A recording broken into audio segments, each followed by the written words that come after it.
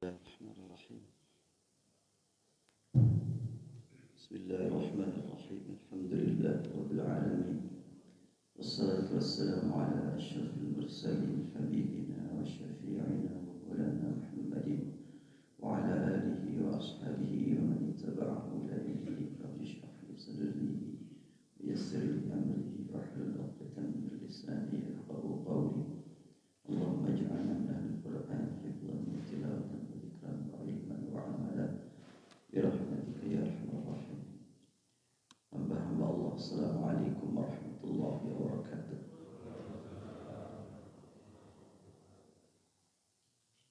Qala Allah Ta'ala fil Qur'anil 'azim, a'udzu billahi minasyaitonir rajim. Fala yatadabbaruna al-Qur'ana am 'ala qulubin aqfaluha. Insyaallah kita kembali melanjutkan kajian yang lalu yang berkaitan dengan masalah perjalanan dakwah yang dilakukan oleh para dai sejak zaman Nabi terdahulu sampai Nabi terakhir, yang juga dilanjutkan oleh para dai saat ini. Insyaallah kita kaji kembali sekilas surat Al-Maidah.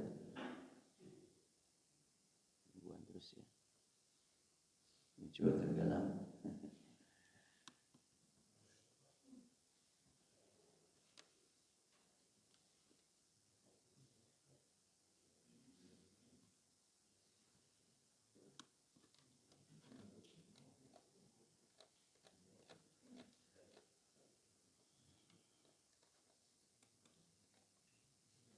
Ada apa nih?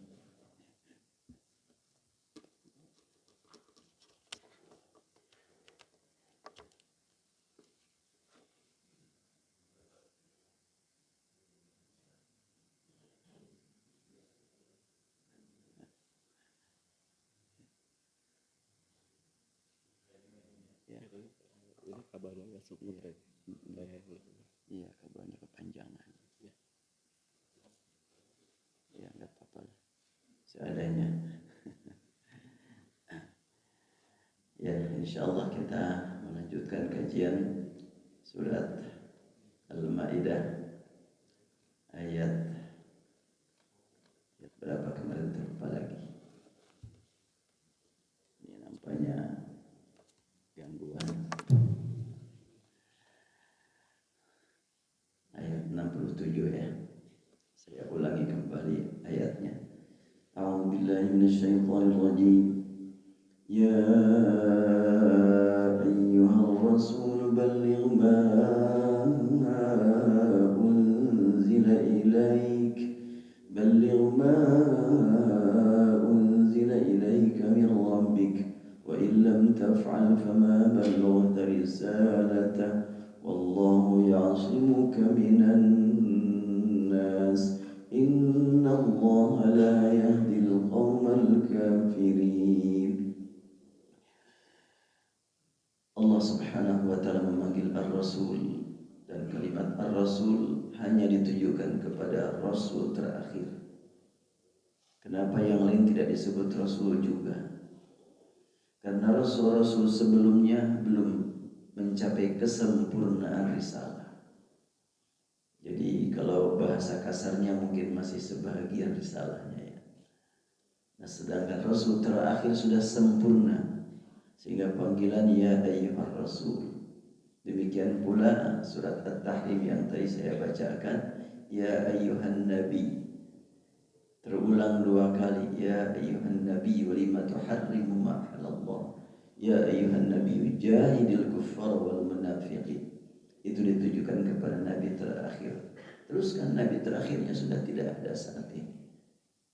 Maka tentunya yang sangat penting untuk kita pelajari adalah para pelanjut nabi terakhir adalah kita. Pada pertemuan yang lalu sudah dibahas sekilas, dan insyaallah kita lanjutkan berhubungan dengan ayat yang terulang dalam Al-Quran, sepertinya terulang. Surat Al-Maidah ayat 69 berbunyi ya innal ladzina amanu wal ladzina hadu was-sabiuna wan nasara. Pada surat Al-Baqarah sudah kita temukan innal ladzina amanu wal ladzina hadu wan nasara was-sabiin. Dalam surat Al-Maidah was-sabiuna wan nasara. Dalam surat Al-Baqarah wan nasara was-sabiin.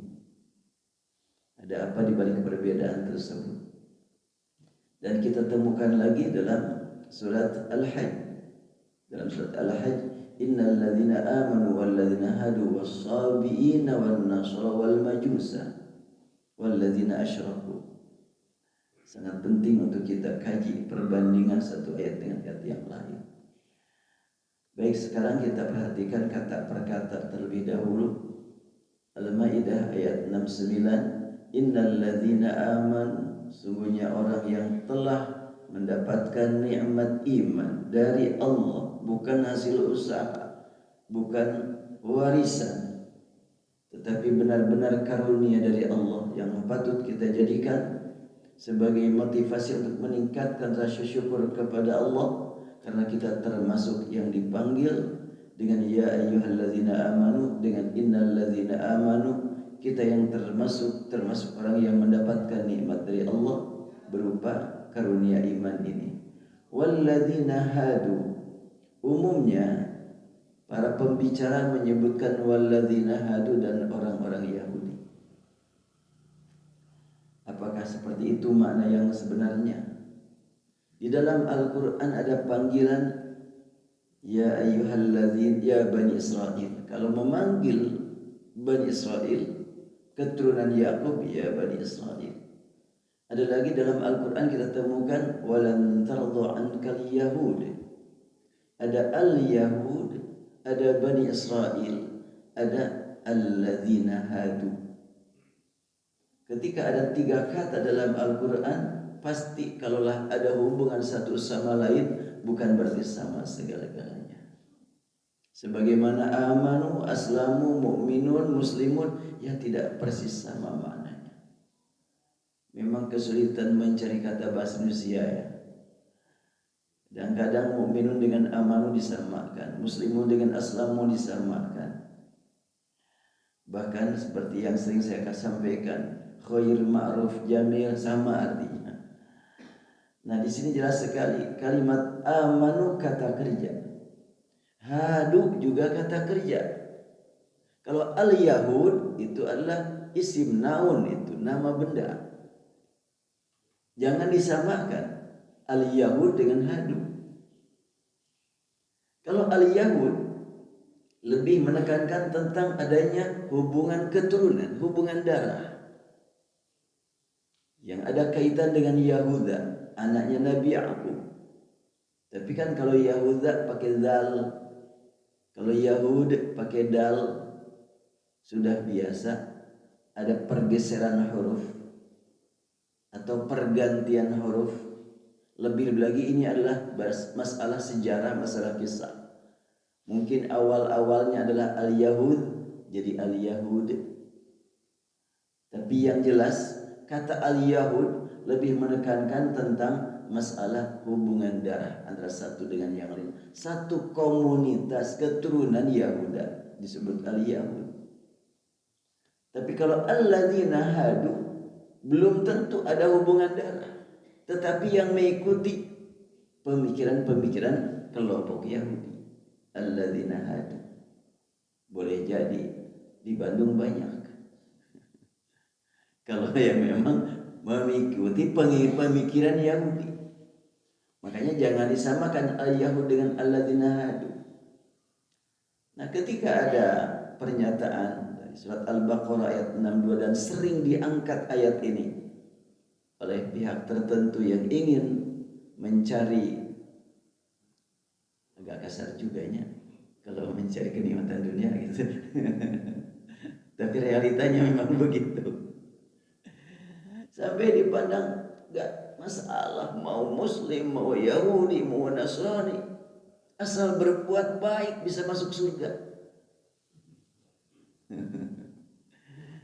Ya, kalau surganya milik Yahudi, silahkan Yahudi masuk ke sana. Surga milik Nasrani, silahkan masukin Nasrani. Tapi surga milik Allah nih.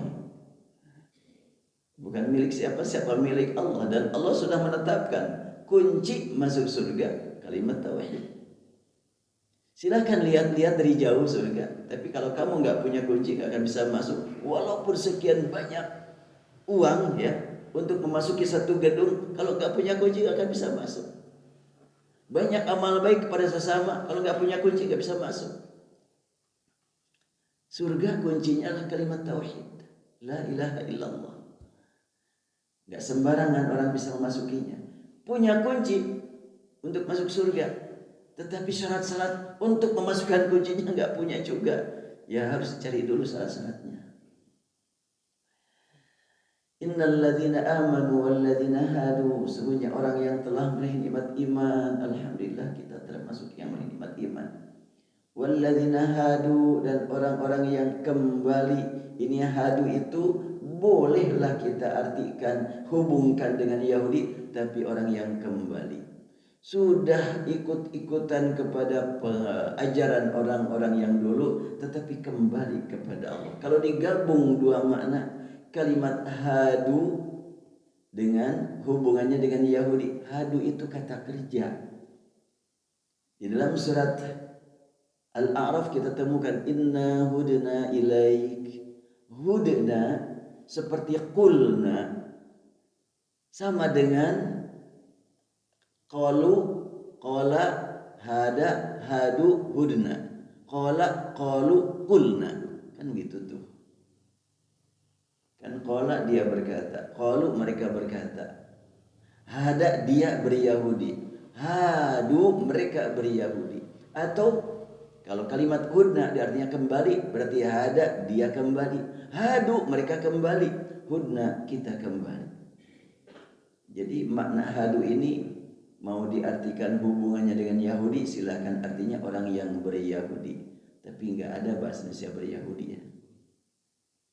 Yang ada mengikuti kelompok Yahudi. Mengikuti dalam hal apa? Sah-sah saja. Yang penting punya akidah tauhid. Dia ikut dalam urusan hal tertentu, ikut budayanya yang tidak bertentangan dengan ajaran tauhid, ikut kebiasaannya yang tidak bertentangan dengan tauhid, mungkin saja. Tetapi yang dimaksud dengan innal ladzina amanu wal ladzina hadu di sini ada kunci di akhir, man amana billah wal yaumil akhir. Itu yang paling utama untuk kita jadikan pegangan. Orang yang telah meraih nikmat iman dan orang yang mau dikatakan kembali kepada Allah, atau orang yang mengikuti beberapa program Yahudi yang tidak bertentangan dengan agama Allah.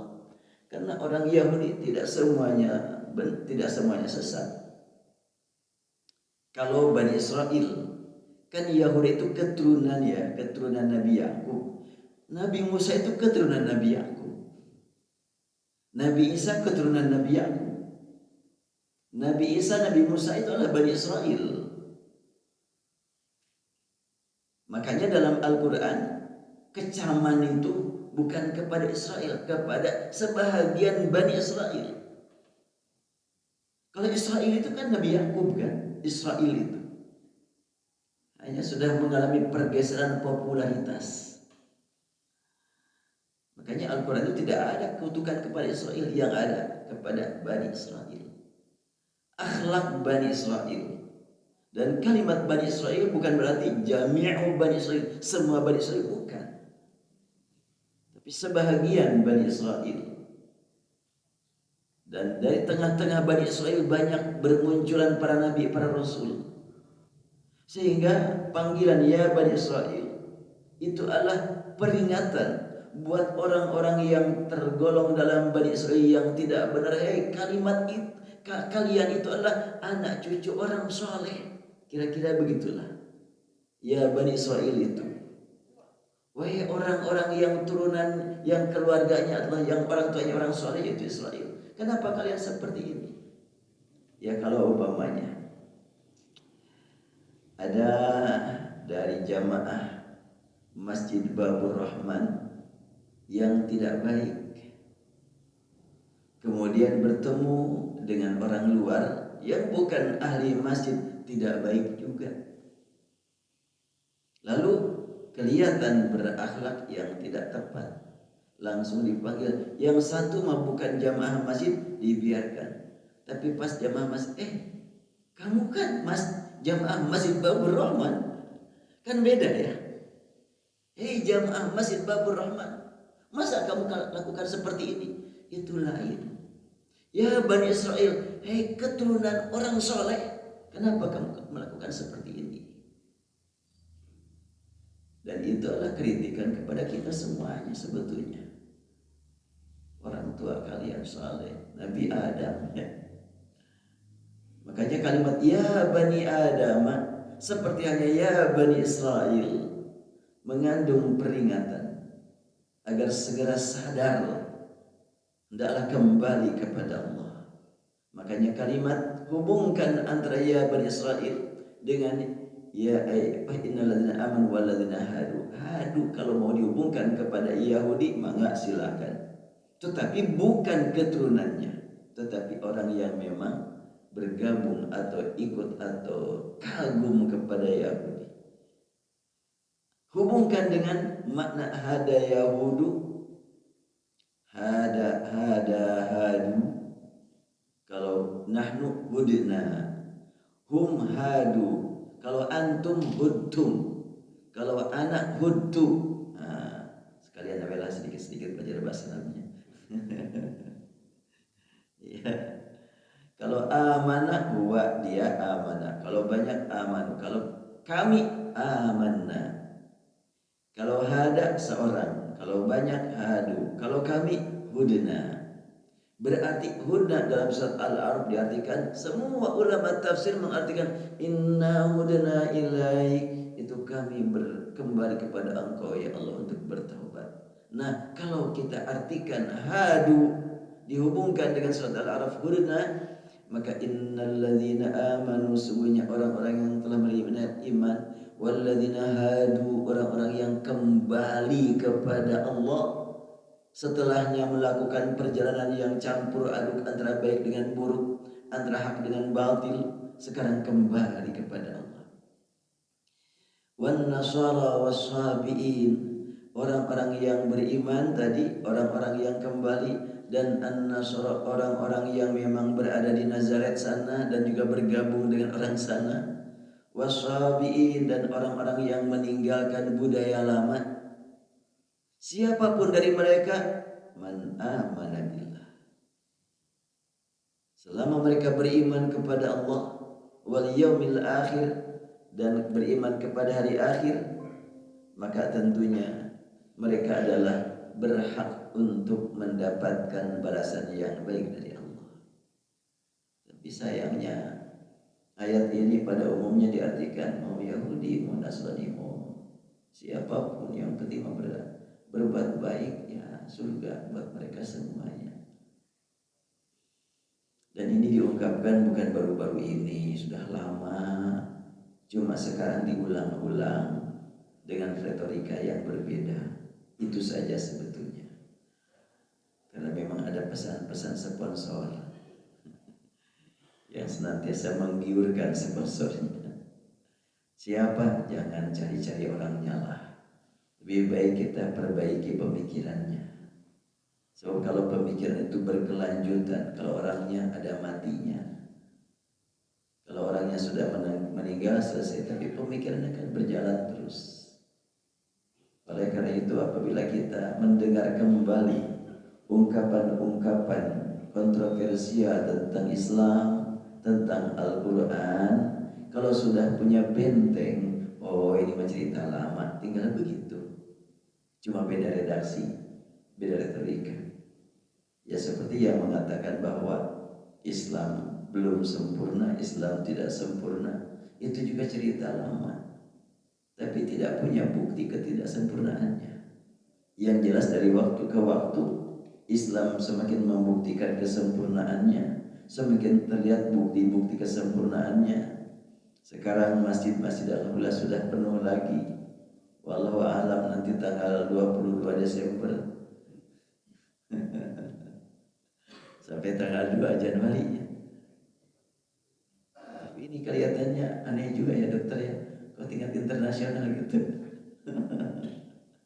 Ya itu sangat sulit. Ada penyakit yang sudah diduga gitu datangnya, atau ada wabah yang sudah diduga gitu.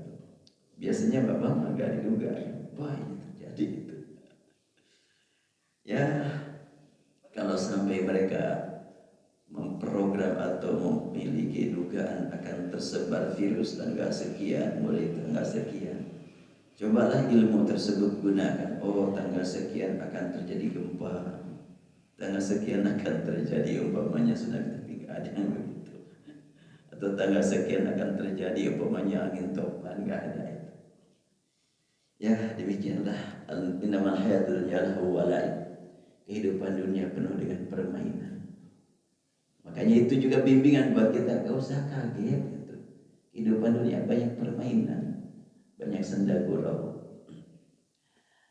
Baik, saya ingin menyampaikan tadi perbandingan antara innal ladzina amanu wal ladzina hadu, sama di awalnya, namun ada lanjutan wan nasra, ada lanjutannya wasabiun, ada wasabiin. Ada apa tuh? Ada wasabiun, ada wasabiin. Orang yang mencari-cari kelemahan Al-Quran mengatakan, ini kacau nih katanya ayat ini. Masa yang satu wasabiun, yang satu wasabiin? Dia nggak tahu ilmu bahasa Arab. Di dalam bahasa Quran itu bahkan satu ayat dalam mengandung beberapa qiraat, umpamanya kan katabna anna nafsa bin nafsi wal aina bil aini, ada anna nafsa bin nafsi wal ainu bil aini. Itu apa artinya kalau begitu? Ketika seseorang berkata, sesungguhnya, kalimat sesungguhnya masjid ini bagus, dan masjid itu juga bagus, pakai sungguhnya lagi, dan masjid itu enggak begitu bagus, tidak pakai sungguhnya. Dalam Al-Quran begitu tuh, innal ladzina amanu wal ladzina hadu, sampai di situ pakai inna. Lanjutannya wasabiuna wan nasara, tidak pakai sungguhnya, gitu sebetulnya. Sesungguhnya orang yang beriman, sesungguhnya orang yang kembali, dan juga as-sabiun an-nasara man amana billah wal yawmil akhir. Kalau dibaca wasabiin, sesungguhnya orang yang beriman, sesungguhnya orang yang kembali, sesungguhnya orang sabiin, sesungguhnya orang nasara. Itu kalau umpamanya dibaca as-sabiin an-nasara. Tapi kalau as-sabiun an-nasara, maka as-sabiun tidak pakai sungguhnya lagi, itu sebetulnya. Gitu saja. Jadi yang pakai as-sabiin penekanannya kepada semuanya, sedangkan yang dibaca as-sabiun penekanannya tidak semuanya. Kenapa kok berbeda-beda? Tergantung ujungnya. Ujungnya juga berbeda.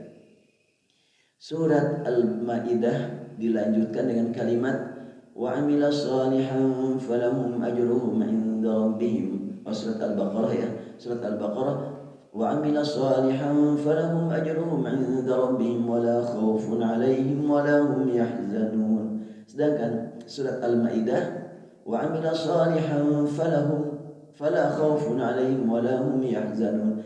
Wa amilas salihan tidak pakai wa falahum ajruhum inda rabbihim, tapi wa amilas salihan langsung fala khaufun 'alaihim wala hum yahzanun. Sedangkan dalam surat Al-Hajj, innal ladzina amanu wal ladzina hadu was-sabiina wan nasara wal majusa, di sini ada al-majusa, wal ladzina asyraku, lanjutkan innal asyraku innallaha yafsilu bainahum yaumal qiyamah. Nah, Allah nanti pada hari kiamat akan memperjelas mana yang betul-betul beriman, mana yang tidak beriman. Dan di dalam surat Al-Hajj tidak ada penekanan orang yang beriman, yang sabiin akan mendapatkan surga, enggak, tetapi Allah akan menjelaskan. Jadi sebetulnya satu ayat dengan ayat yang lain akan saling menafsirkan. Nah, ketika kita temukan dalam surat Al-Maidah innal ladzina amanu wal ladzina hadu, kemudian wan nasra was-sabiin was-sabiun wan nasara, dan di dalam surat yang satu was-sabiin wan nasra, yang satu was-sabiun wan nasra, yang satu wal majusa, yafsilu bainahum, nanti akan diperjelas oleh Allah Subhanahu wa taala mana yang terpelihara imannya dan mana yang kacau. Mana orang-orang yang dikatakan hadu kembali kepada Allah dan mana hadu yang memang bergabung dengan Yahudi. Dan mana orang Nasrani yang memang beriman kepada Allah pasti akan ikut ajaran Rasulullah SAW. Dan sudah banyak saat ini orang-orang yang menyembah Yesus dulunya sekarang kembali kepada Allah. Oh banyak. Dan ini juga membuat sekian banyak orang-orang yang membenci Islam semakin kesal. Semakin kesal terus. Kenapa sih sudah difitnah, sudah disebarluaskan, sudah dicemarkan nama baik Islam, kok bertambah saja terus umat Islam ini? Itu realita kan. Kita tidak berbicara berlandaskan berita dan data, tapi berlandaskan realita. Kalau data biasa bisa dibuat, berita tergantung pembuat berita, tapi kalau realita bisa disaksikan oleh semua usia. Nah, ini perbedaannya. Ya, baik, kita lanjutkan. Kalimat saya bacakan aja maknanya di sini yang ada. Dalam surat Al-Baqarah 62 ditemukan kata kerja amanu hadu, telah beriman, telah beryahudi atau telah mengikuti Yahudi.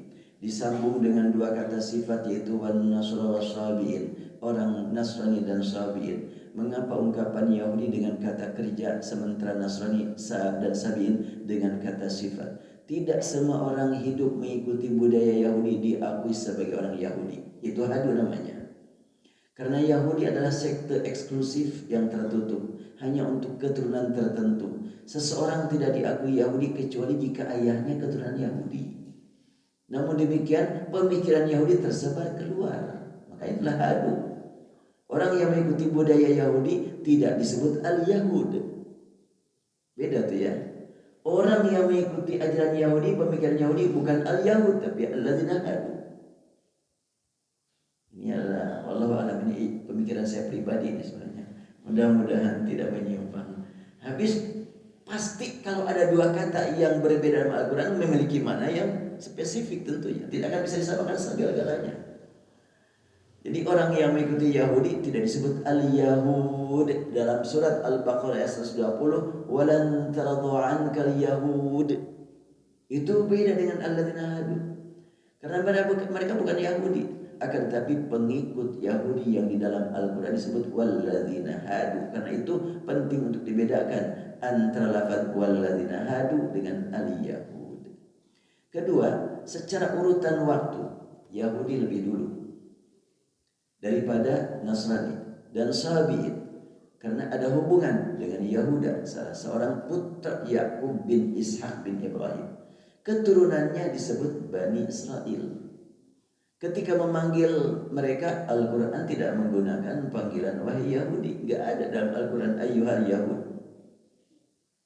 Karena lafaz ini tidak digunakan dalam Al-Quran selain untuk memberikan peringatan kepada kaum mukminin tentang kelakuan mereka. Jadi ada kata al-Yahud dalam Al-Quran itu mengingatkan orang yang beriman, orang yang membaca Al-Quran, jangan kalian ikuti kelakuan Yahud. Adapun panggilan biasa menggunakan lafaz ya Bani Israel. Allah tidak memanggil Yahudi dengan panggilan yang lain kecuali yang Bani Israel. Panggilan ini mengingatkan mereka tentang kesolehan orang tua mereka. Ya Bani Israel, mengingatkan tentang kesolehan orang tua mereka, yaitu Israel. Yaitu Israel yang berarti Abdullah. Israel itu Abdullah ya. Jadi kalau gitu setelahnya tahu kita harus hati-hati. Dasar Israel lanatullah alaih, hati-hati itu ya. Kita kan sering begitu kan.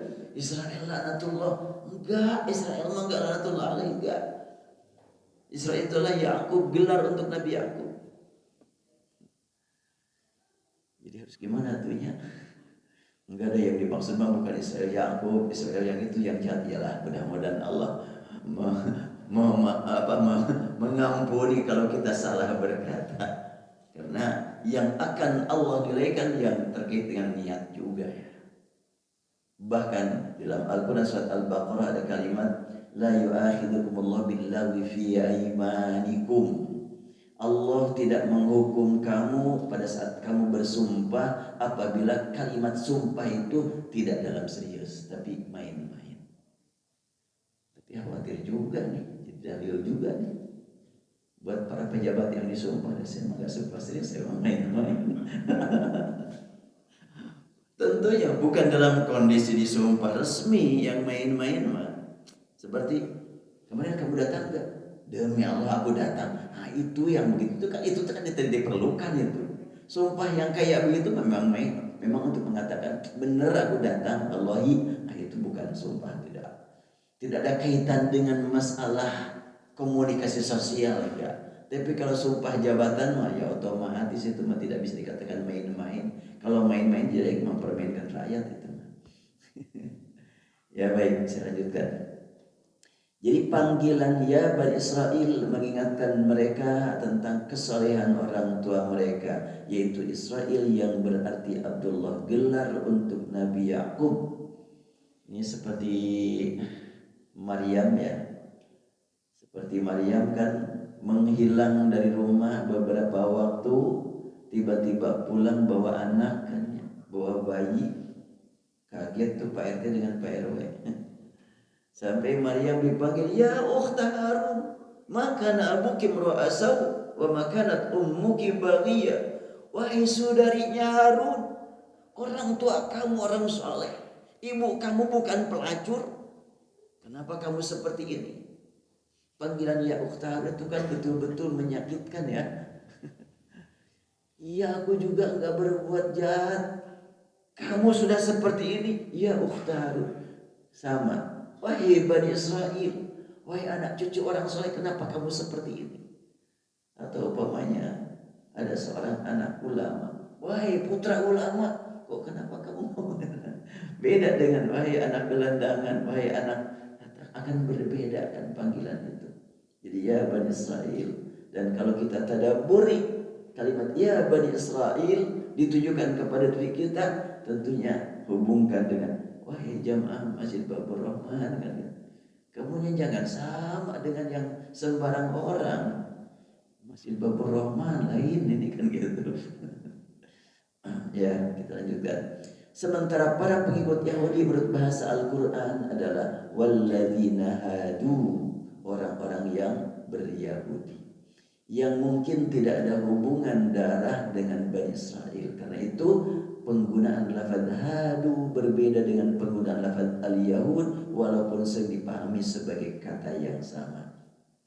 Ketiga, dari ketiga ayat di atas terlihat jelas secara urutan ada persamaan dan ada perbedaan. Semua diawali dengan kalimat aman, beriman, yaitu kata kerja yang tidak sama dengan kata sifat.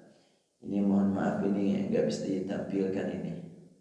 Jadi katanya ininya teh harus 3 meter, jangan kepanjangan gitu. Jadi saya itu ingin menjelaskan pakai tulisan, ternyata kabelnya yang belum cocok. Sama di tempat saya juga, wah ini nggak bisa dipakai. Pas diganti pakai yang pendek baru muncul gitu. Ya terima loh, saya tanya keponakan saya karena dia adalah sudah dosen ITB bagian yang begini, seorang dokter. Ya katanya itu harus diganti. Oh iya, barulah. Ya baik, saya lanjutkan.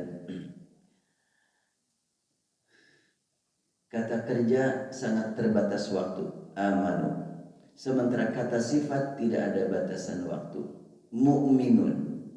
Hadu kata kerja yang ada batasan waktu, al-yahud tidak ada batasan waktu. Kalau alladzina hadu tidak ada turunan, tapi kalau al-yahud ada turunan. Artinya mereka belum menjadi mukmin kalau amanu, belum menjadi mukmin sebagai kata sifat. Dilanjutkan dengan kalimat hadu, yaitu pengikut budaya Yahudi, yaitu kata kerja karena mereka bukan orang Yahudi atau statusnya tidak diakui sebagai Yahudi karena bukan keturunan Israel. Dilanjutkan dengan an-nasara yang secara historis Nasrani muncul belakangan. Makanya hadu wan nasara. Walaupun urutan jumlahnya lebih banyak daripada Yahudi. Jadi ketika Nasrani didahulukan, maka menggambarkan tentang jumlah lebih banyak. Ketika Yahudi didahulukan, menggambarkan historis lebih dulu. Orang Nasrani lebih banyak karena satu kesatuan antara pengikut dengan yang diikuti. Dan terakhir adalah Sahabiin. Dan ternyata kalau di Palestina kan tidak terdengar perang Yahudi dengan Nasrani ya. Karena Nasrani itu merasa cukuplah untuk melayani umat Islam, orang Yahudi saja sudah mewakili kita gitu. Karena memang banyak kesamaan gitu Nasrani dengan Yahudi. Dalam surat Al-Maidah, lafaz was-sabiun mendahului Nasara dalam posisi terpisah dari kata sebelumnya. Ini artinya terpisah. Kalau innal ladzina amanu wal ladzina hadu wan nasara was-sabiin itu satu kesatuan. Wa dan. Tapi kalau dibaca wasabiun itu terpisah. Jadi tidak dikuatkan susunan kalimatnya. Perbedaan bacaan antara surat Al-Baqarah dan surat Al-Maidah memiliki perbedaan makna. Dalam surat Al-Baqarah dan surat Al-Hajj tertulis wasabiin, sedangkan dalam surat ini tertulis wasabiun wan nasara, yang menggambarkan bahwa posisi berbeda dari lafaz sebelumnya, yaitu kedua kelompok sebelumnya yaitu alladzina amanu walladzina hadu diberi penegasan dengan kata inna, sementara yang berikutnya tidak. Inilah yang membedakannya antara surat Al-Baqarah dengan Al-Hajj, karena terjemahannya pun berbeda. Al-Baqarah sesungguhnya orang-orang yang telah beriman, orang yang mengikuti Yahudi, orang Nasrani dan Sabiin. Surat Al-Maidah sesungguhnya orang-orang yang telah beriman dan orang-orang yang mengikuti Yahudi. Ada sesungguhnya lagi begitulah. Itu adalah untuk membedakan saja. Tapi memang karena tidak tertulis, tidak terlihat, ini masih susah saya menerangkannya nih. Nantilah mudah-mudahan kalau sudah beresnya diulang lagi ini. Atau dibuka tanya jawab aja sekarang. Iya, supaya tidak ngawang-ngawang bahasannya.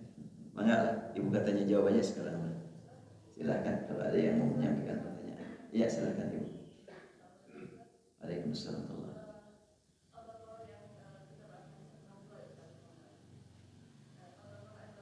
62.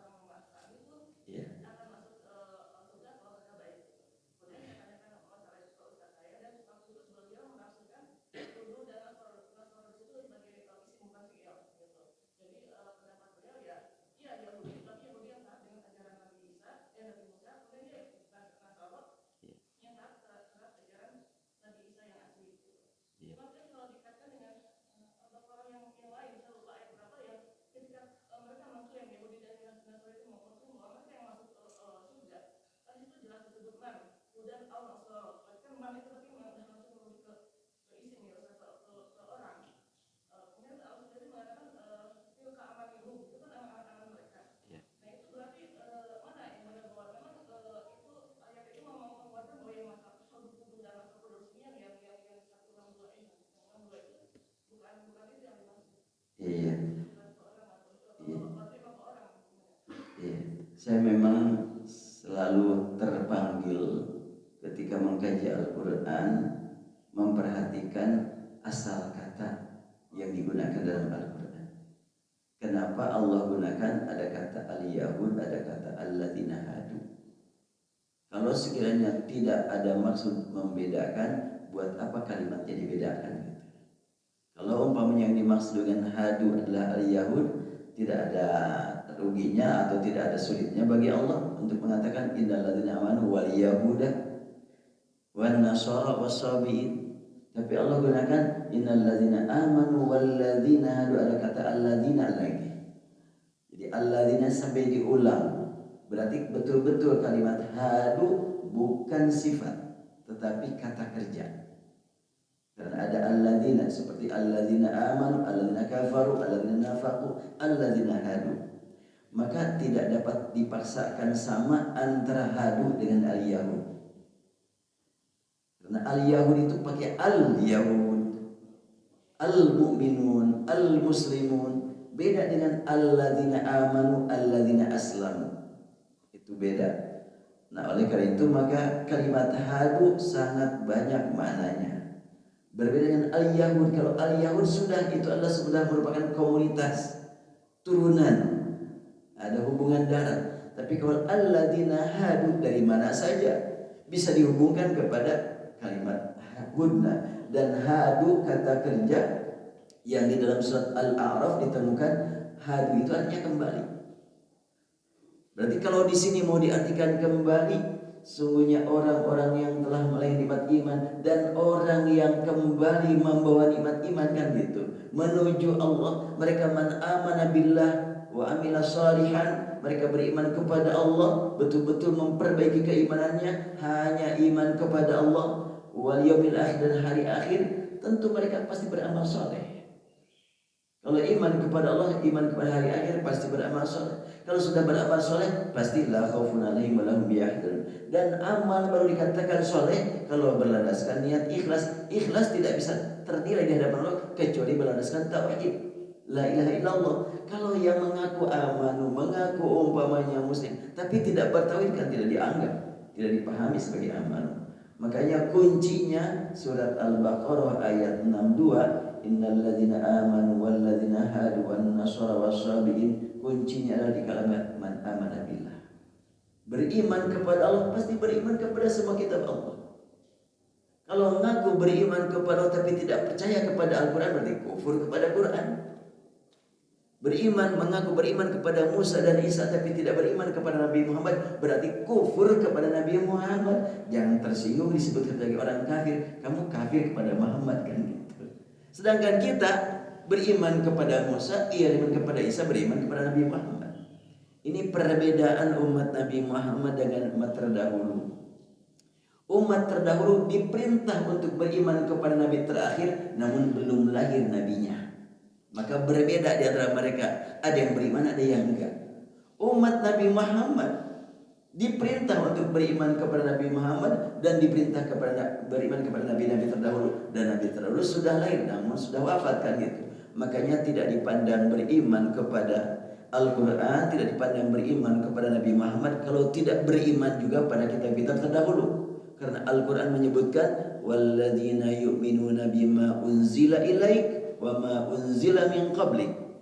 Baru dikatakan muttaqin kalau beriman kepada apa yang diturunkan kepadamu dan juga kepada yang sebelum kamu. Inilah kelebihan umat Nabi Muhammad.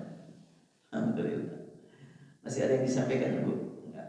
Ada lagi yang lain, silakan. Ya, enggak.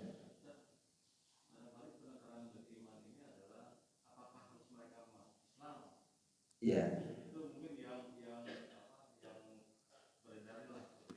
Nah, ini penting untuk kita gali kembali.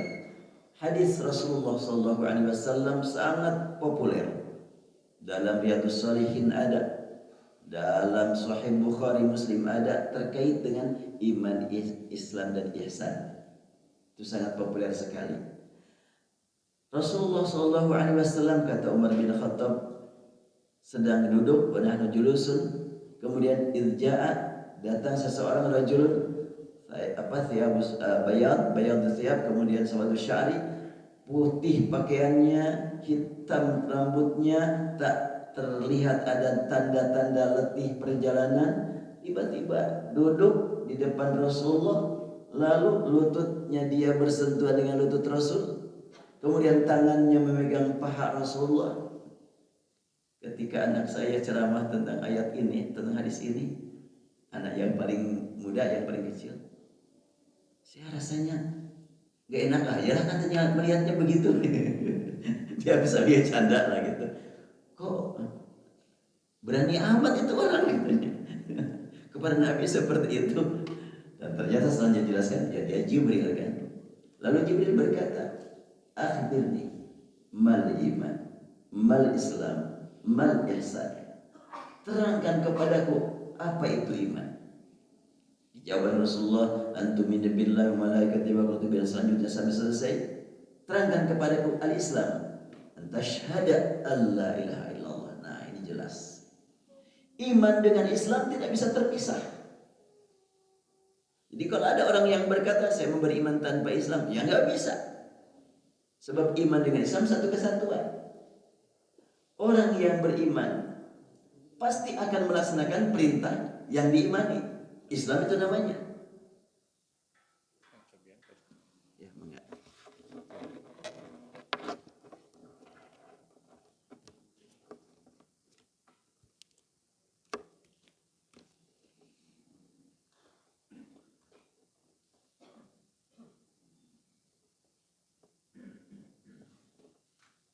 Belum juga ya? Ya. Anta syahada an la ilallah. Ternyata Islam itu diawali dengan iman. Hendaklah engkau bersaksi tiada Tuhan selain Allah dan Muhammad Rasulullah. Itu Islam. Jadi satu kesatuan iman dan Islam. Kemudian al-ihsan. Ada ulama namanya Profesor Doktor apalagi ini ulama Al-Azhar. Beliau menjelaskan al-iman adalah amal dhamair. Iman itu adalah amal yang berhubungan dengan hati nurani, enggak kelihatan orang. Al-Islam adalah amal zawahir, amal yang sebahagian terlihat. Ada sholat, ada baca Quran, ada sedekah, ada zakat. Kemudian al-ihsan adalah amal sarair, amal yang sangat rahasia, kita pun tidak tahu. Hanya Allah yang maha tahu. Prakteknya bagaimana? Sudah sholat kamu? Sudah. Bagaimana prakteknya? Ya berlandaskan ilmu fikih yang saya pahami, Islam. Apakah kamu melaksanakan sholat ada tujuan tertentu? Ya melaksanakan perintah Allah, iman itu. Apakah sholat kamu diterima oleh Allah? Mana tahu, sir itu rahasia Allah. Itu ihsan itu. Amal sarair namanya. Dan sampai kepada tingkat sarair, tentunya kita tidak boleh berusaha kepada Allah, tapi juga tidak boleh menganggap pastilah diterima. Masa sih apa kurangnya saya? Itu tidak ihsan itu. Nah, ternyata satu kesatuan iman dan Islam itu. Dan di dalam surat Ali Imran kita dipanggil ya ayyuhalladzina amanu, di akhir la tamutunna illa wa antum muslimun. Di dalam surat Al-Hujurat qalatil a'rabu amanna qul lam tu'minu walakin qulu aslamna. Orang kampung Arab berkata, kami telah beriman. Enggak, kamu belum, kamu baru Islam. Yang mana yang lebih dulu, Islam apa iman? Masuk ke dalam diri kita. Menurut surat Ali Imran, wahai orang yang beriman, kalian jangan mati kecuali dalam keadaan muslimun. Berarti iman dulu baru Islam ya.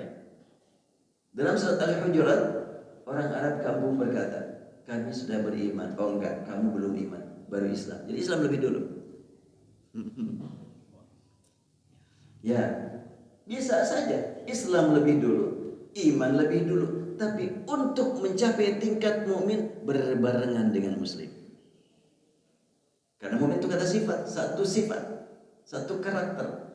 Sehingga tidak mungkin orang mukmin kecuali muslim, tidak mungkin orang itu muslim kecuali mukmin. Tapi kalau aslama dengan amanah, mungkin saja mana yang lebih duluan. Ada keyakinan dulu, yakin ini Allah, firman Allah harus saya laksanakan. Sudah kau laksanakan? Belum, berarti belum aslam, baru amanah. Engkau ikut sholat? Iya. Ikut ngaji? Iya. Atas dasar apa? Ya orang lain pada ikut, berarti kamu baru aslam, belum aman, baru ikut-ikutan lah gitu.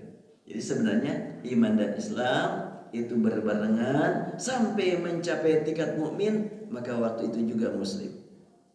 Sampai tingkat muslim, waktu itu juga Allah pasti mukmin. Wallahu a'lam. Mana apalagi yang kita akan? Ya silakan kalau masih ada.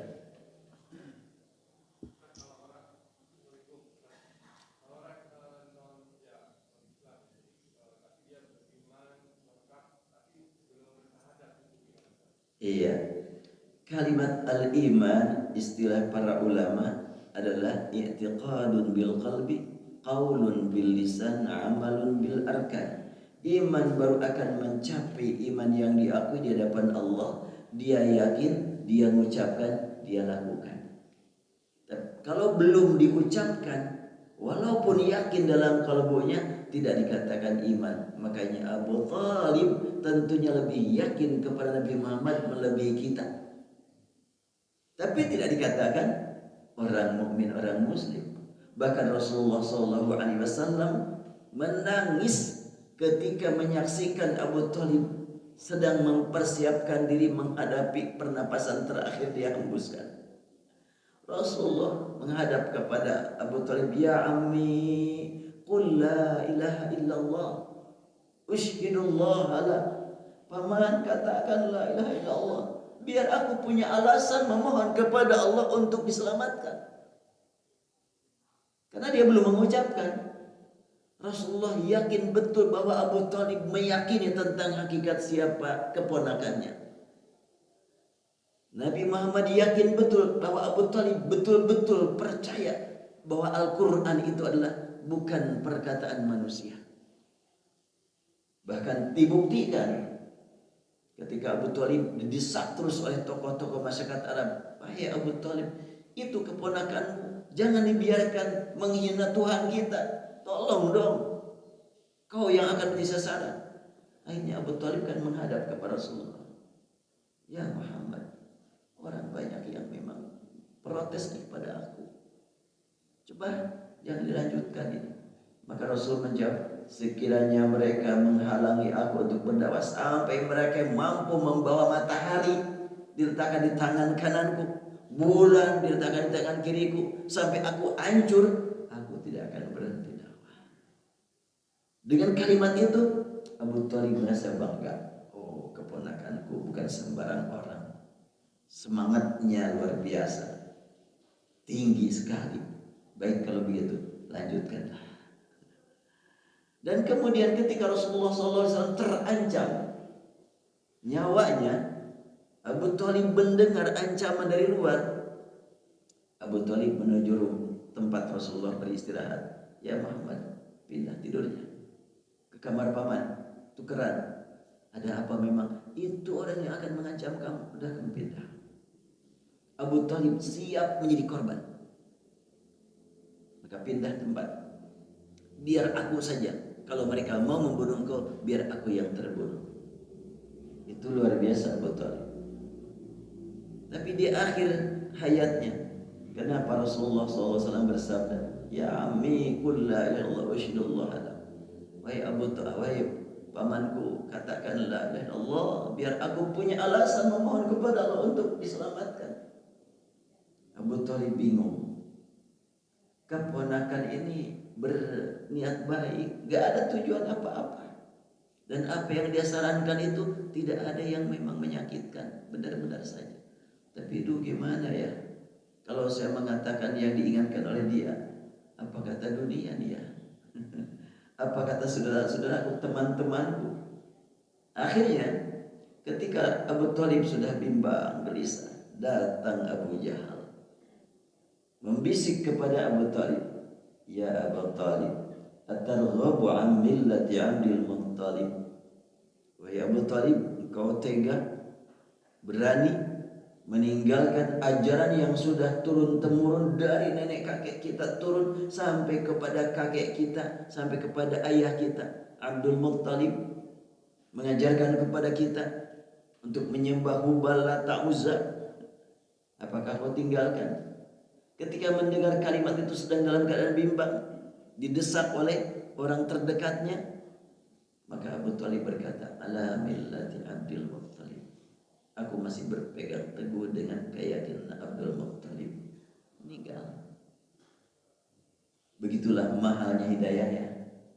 Mahalnya al-iman. Alhamdulillah kita tidak pernah dan tidak sempat melihat wajah Rasul.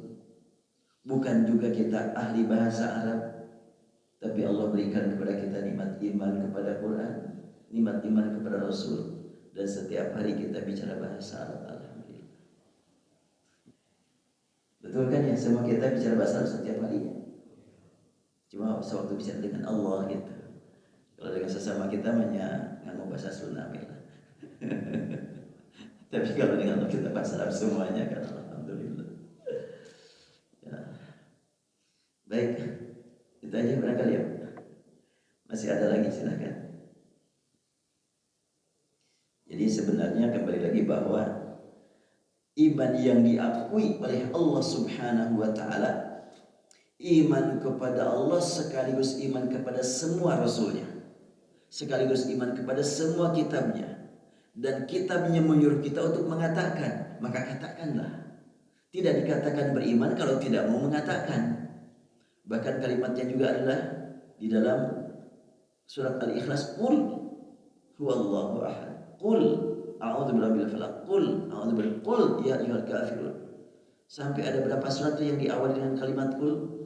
Dari mulai surat Al-Jin, qul uhiya ilayya, qul ya ayyuhal kafirun, qul huwallahu ahad, qul a'udzu birabbil falaq, qul a'udzu birabbin nas. 5 surat yang diawali dengan kalimat qul. Berarti harus kita laksanakan. Tidak kita laksanakan, ya jangan mengaku-ngaku beriman. Belum lagi ada setelahnya ada qul, harus sadar. A'udzu birabbil falaq. Sadar bahwa kita sangat lemah. Terancam dengan sekian banyak bahaya. Jadi harus bagaimana? Mohon perlindungan kepada Allah. Katakan a'udzu birabbil falaq. Dan Rabbil Falak itu luas sekali maknanya ya. Rabbil Falak itu adalah Robnya perubahan. Perubahan ke perubahan itu kan banyak sekali yang bermakna, tapi banyak sekali orang yang terjebak dengan perubahan. Ketika kita mohon kepada Allah, a'udzu birabbil falaq, Allah akan menyelamatkan kita. Waktunya sudah cukup ya, karena sekarang mulainya agak awal. Saya juga akan ada perjalanan lanjutan nih. Makanya agak lain nih kostumnya.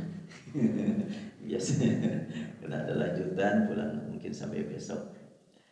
Baik, kita akhiri, dan mungkin yang kurang jelas saat ini nanti kita diulang lagi. Tapi tetap untuk tema utamanya saya menunggu Ustaz Sutopo.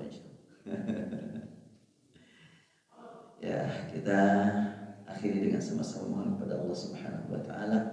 Semoga Allah berikan kepada kita nikmat istiqamah, nikmat ibadah, nikmat tilawah Al-Quran, nikmat ruku, nikmat sujud, nikmat zikir, nikmat berjuang membela agama Allah, nikmat berkorban karena yang kita korbankan milik Allah, dan nikmat meraih ampunan, rahmat dan ridha-Nya.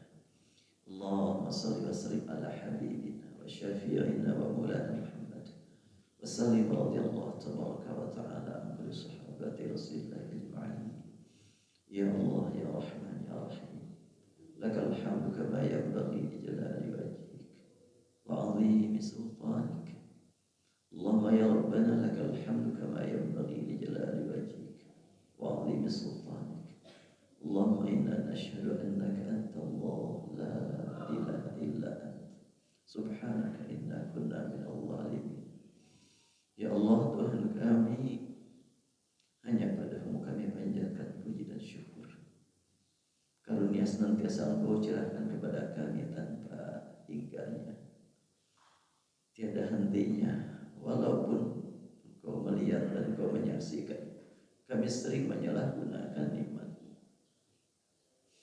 Kami sadar ya Allah, setiap kali kami menyalahgunakan nikmat-Mu, Engkau dekat dengan kami, Engkau melihat kami. Tapi kami masih tetap memberanikan diri untuk menyalahgunakan nikmat-Mu. Inilah kami hamba-Mu yang sangat lemah ya Allah. Lemah iman kami, lemah ilmu kami, lemah semangat kami. Berikan pada kami kekuatan. La haula wa la quwwata illa bik. Ya Allah Tuhan kami, hanya kepadamu kami memohon, buka pintu ijabah bagi kami.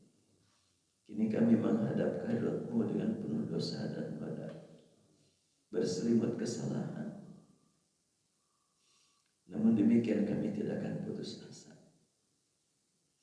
karena Engkau senantiasa menunggu hamba-hamba yang memohon padamu. Inilah kami hamba-hamba-Mu menghadap kehadirat-Mu, walaupun kami merasa malu, takut, tapi tidak pernah putus asa.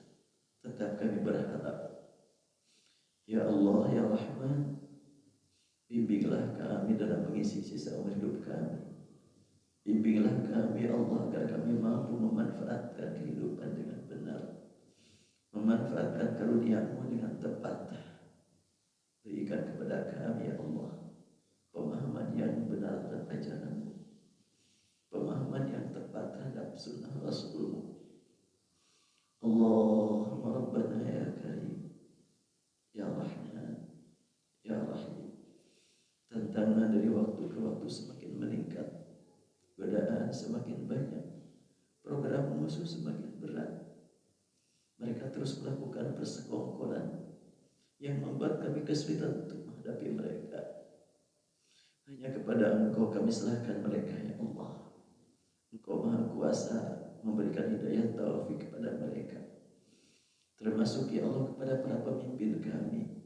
Di antara mereka banyak yang soleh, berikan kepada mereka nikmat istiqamah dan sabar menghadapi berbagai tantangan. Dan di antara mereka ada yang sebaliknya, berikan hidayah-Mu kepada mereka.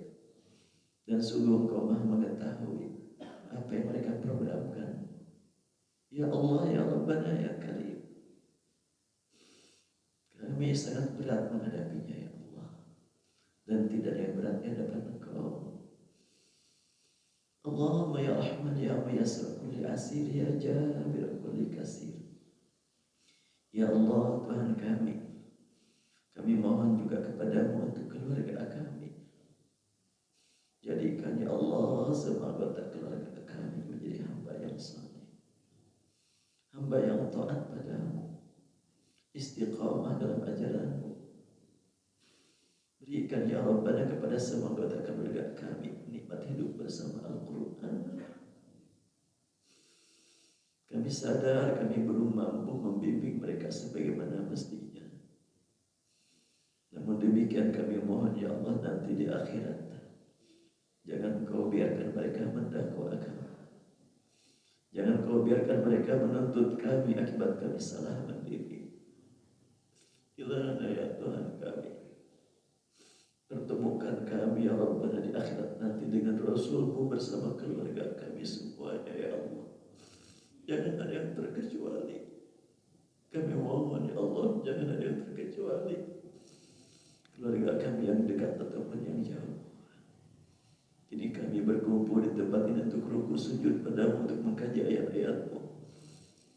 Ya Allah, jadikan perkumpulan ini menjadi perkumpulan terulang kembali di hadapan Rasul-Mu di akhirat nanti saat bertemu dengan Engkau ya Allah.